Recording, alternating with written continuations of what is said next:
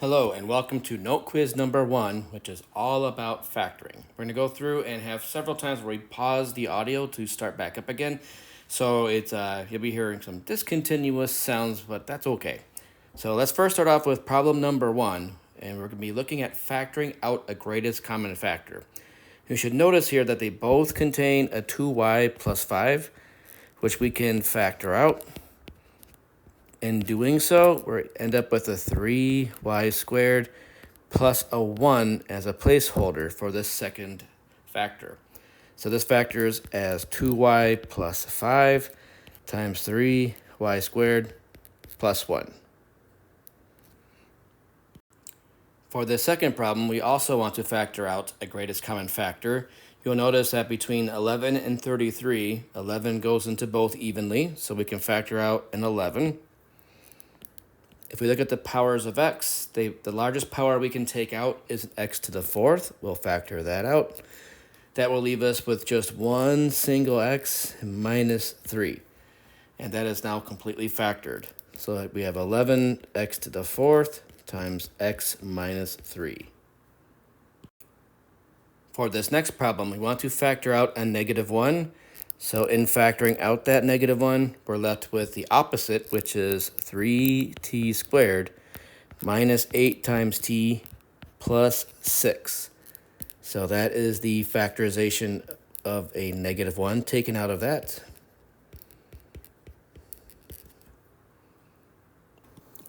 For this next set of problems, we want to factor by grouping, which means we're going to use parentheses to go through and group the first two and the second two pair of terms together.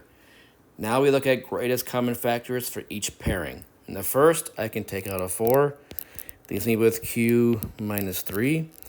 In the second, I can take out a p, leaves me with q minus 3. We now take out that common q minus 3, and we're left with 4 plus p. So that factors as q minus 3 times 4 plus p. For the second problem, we're going to also factor by grouping. And this time around, we'll notice we can take out a 4 and an a from the first two terms. Leaves me with 7a minus 5. In the back two terms, we can take out a 3.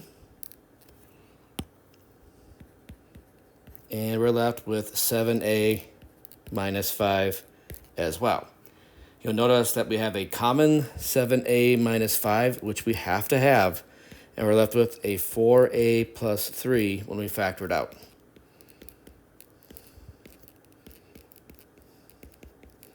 It should be noted here that you can check your work by just using the FOIL process to multiply this out.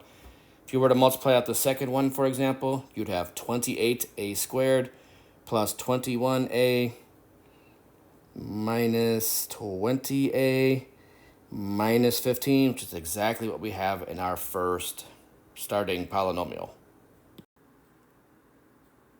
Okay, so let's move on now to the next page. Okay, so now let's move on to the next page. For the next page, you will notice that we have to go through and factor a 4-term polynomial, which will require grouping, but you'll also notice there's a greatest common factor of 50. So let's first factor out that greatest common factor of 50, and we're left with c cubed minus 3c squared plus 2c minus 6. We'll now factor that 4-term polynomial by grouping, and we'll group the first two together and the second two together. I have to make sure we carry along that 50 as we go. So in the first, I can take out a c squared, leaves me with c minus 3. And then back there, I can take out a 2, leaves me with the same c minus 3, which I have to have. We now take out that common c minus 3. We're going to put it behind the 50.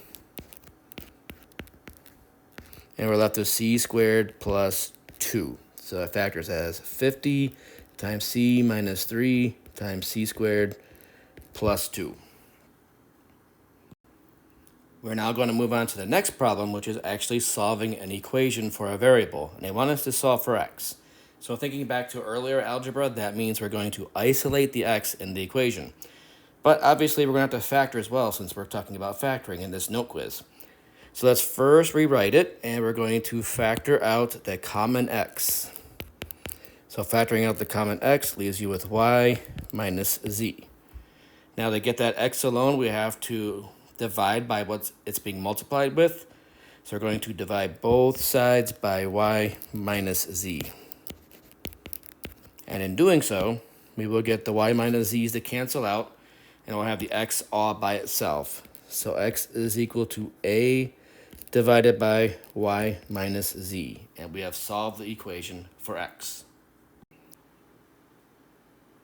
Okay, for these next two problems, you will notice that they have a leading coefficient of 1, and the easiest way to factor such polynomials is to use reverse FOIL.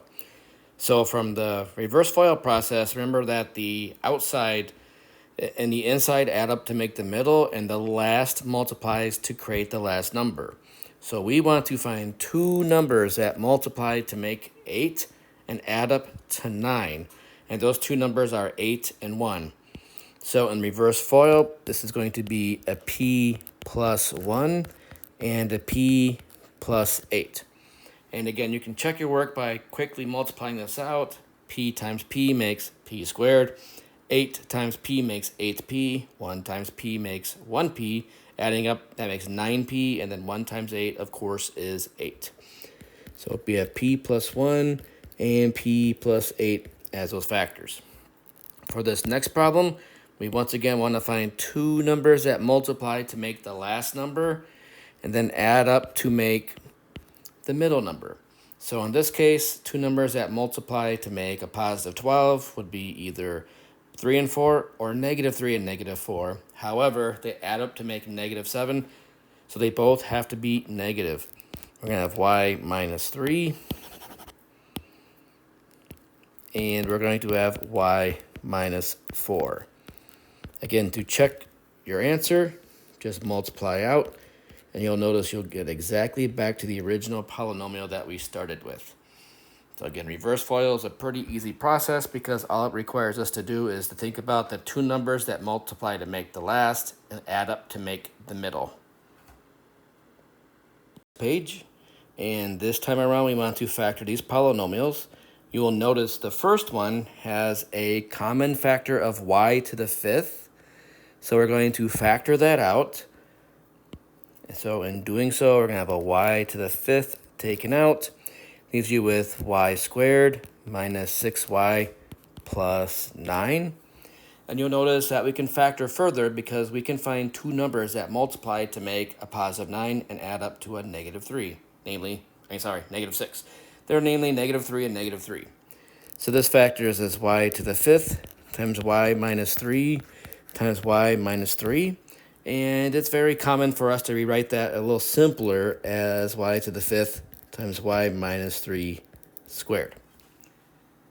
For this next problem, we want to find two numbers that multiply to make a 48, and they're going to add up to make 14.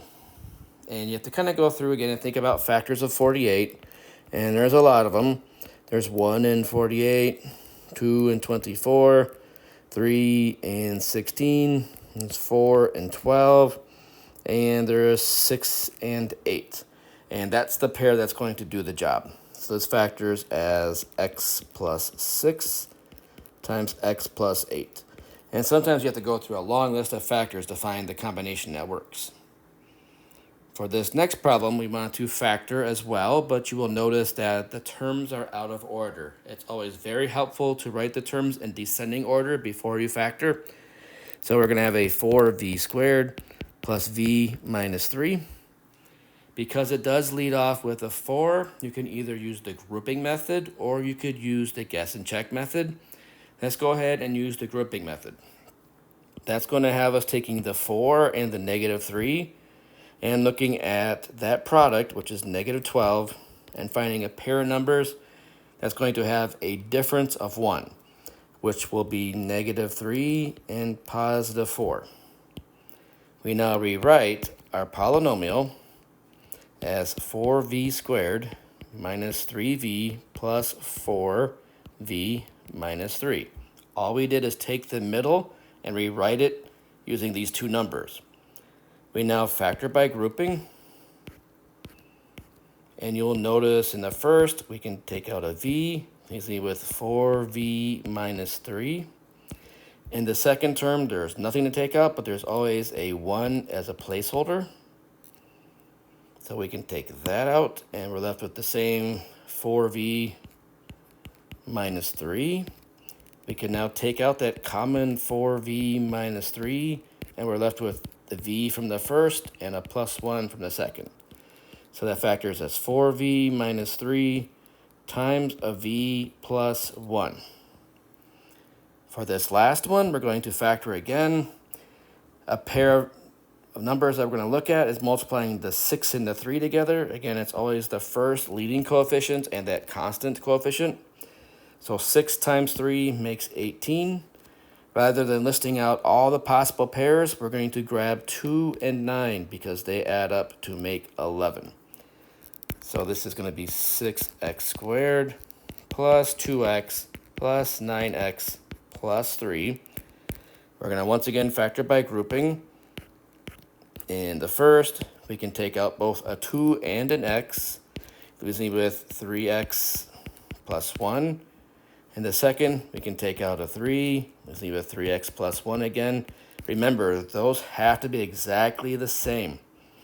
We now take out that common 3x plus 1, and we're left with a 2x plus 3. So this factors as 3x plus 1 times 2x plus 3. And again, hate to sound too repetitive, but again, you can check your work by just multiplying this out and combining like terms. Okay, so let's move on to the next page. For the next page, we have to factor more trinomials. You'll notice for this first problem that there is a common 3 that we can factor out. So let's go ahead and do that. Take out a 3, you got an x squared minus 16x, and then that's going to be 3 into 84. I think that's going to be, how much is that? I guess we can do that off to the side, right?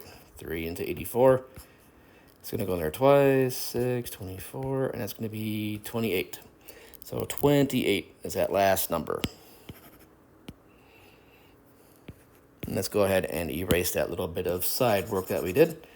All right, now let's go ahead and factor that using reverse FOIL. We gotta find two numbers that make 28, and they're going to have a sum of 16. Should be thinking 2 and 14. Again, they have to be the same sign because they're multiplying to make a positive 28. They're adding up to a negative 16, so they both must be negative. All right, so that factors as 3 times x minus 2 times x minus 14. For the next problem, you will notice that it's once again a trinomial, but this time around, the greatest common factor is a u. So factoring out the u, we're left with u squared plus 4u minus 12. We're going to use reverse FOIL again. Two numbers that multiply to make negative 12 and add up to a positive 4 would be positive 6 and negative 2. So that's u plus 6 and u minus 2. So that is u plus 6 and u minus 2 for those two factors.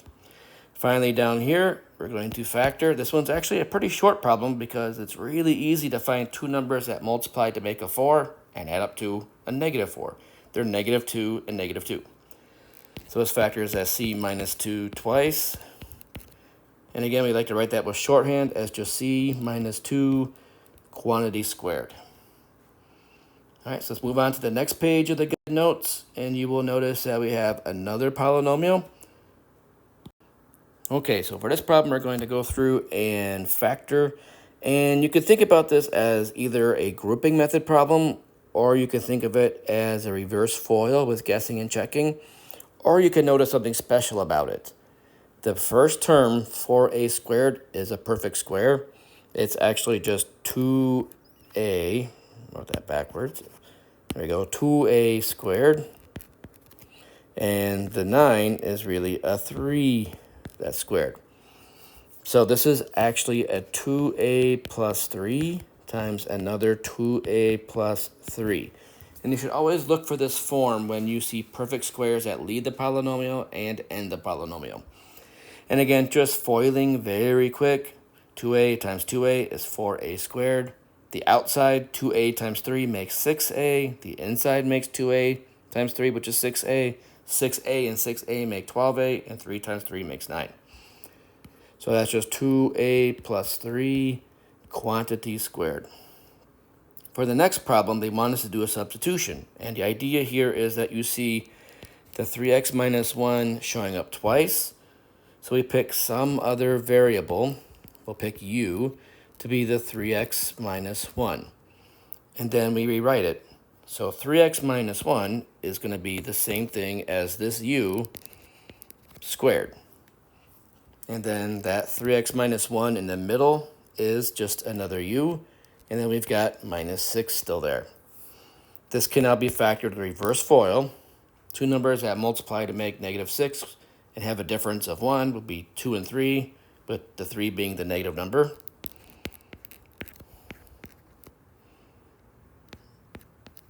And then we can replace that u with what it was, which was 3x minus 1.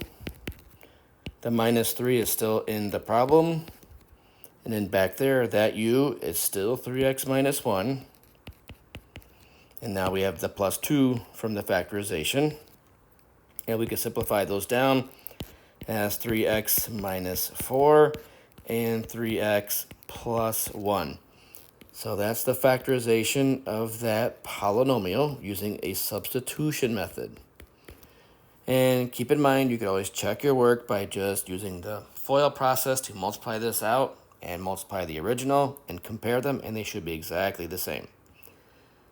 For the second problem, this is also substitution. We can let u represent q squared, so that u squared is q squared squared, which is q to the fourth. So that first term is actually a u squared. The middle term is a 14u, and 49 is going to stay a 49. That, once again, is the square of a perfect sum, or I should say perfect square of a sum. That's going to be just u plus 7 twice. So that's u plus 7 squared. And now we can replace the u with q squared. So that's q squared plus 7 squared. So that's q squared plus 7 quantity squared. All right, now let's move on to the next page. You'll notice we have some special form for the first one. That is the difference of squares. So the difference of squares is going to factor with the same two quantities that make the squares. So d times d makes d squared. So you lead with a d in both spots. 3 times 3 makes 9. So we're going to have a 3 in the two ending spots. One as a plus and one as a minus. So that is our difference of squares.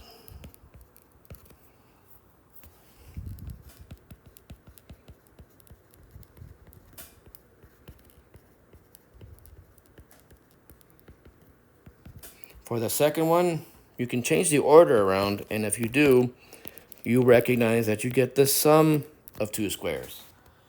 And the sum of two squares does not factor with real numbers. It is stuck as the sum of two squares.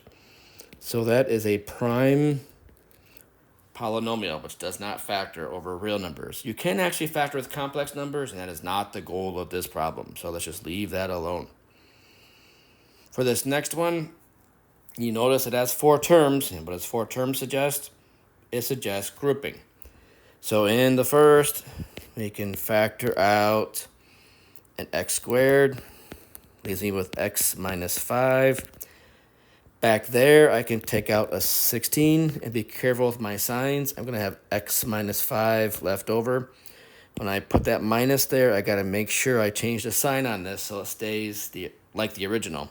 And that's that minus minus that makes a positive. Now factoring out the common x minus 5, I'm left with x squared minus 16. And if you think about the problem from a little while ago, that's actually the difference of squares.